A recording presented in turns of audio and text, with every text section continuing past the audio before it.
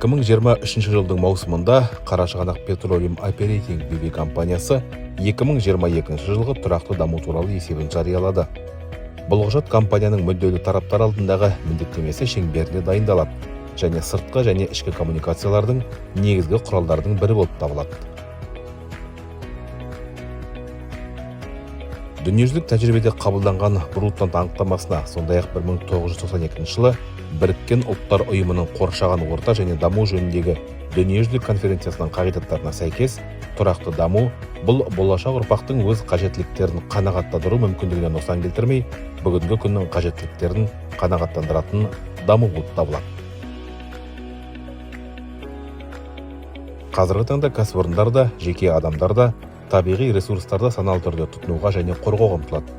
КПО компаниясының негізгі миссиясы Қарашығанақ мұнай-газ конденсаты кен орнын экономикалық тиімділік және табиғатқа қамқорлық қағидаттары негізінде және жергілікті халықтың әлеуметтік экономикалық дамуы және өркендеуі үшін мүмкіндіктер жасай отырып игеру. КПО қаржылық емес есептілікті 15 жыл бойы шығарып келеді. КПО-ның тұрақты даму туралы есептер жарияланған ақпараттың сенімділігіне бірнеше рет тәуелсіз сараптамалық баға алды. Бұл оқырмандар тарапынан сенімді арттыруға бағытталған.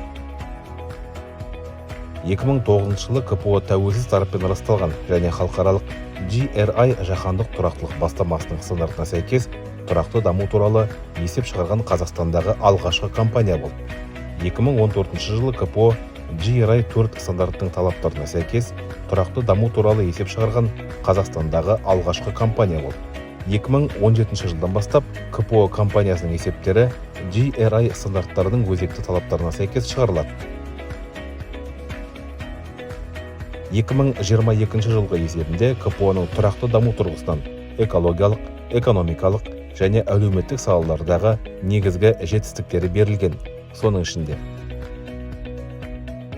КПО және мердігер ұйымдар жұмыскерлерінің қауіпсіздігі, өнеркәсіптік қауіпсіздік, еңбекті және денсаулықты қорғау, персоналы дамыту және оқыту, еңбек қатынастары және еңбек этикасы.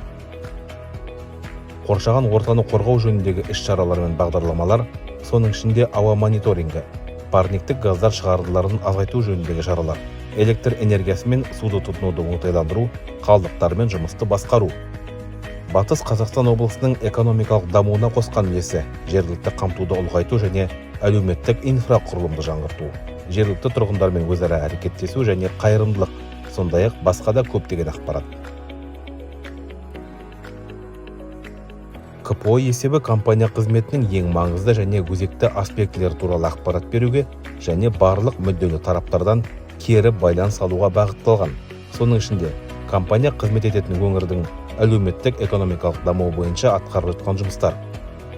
КПО-ның бизнес стратегиясы тұрақты дамудың көптеген аспектілерін қамтиды және оны жүзеге асыру кең халықаралық ынтымақтастықты және қоғаммен барлық негізгі мүдделі тараптардың белсенді қатысуын талап етеді.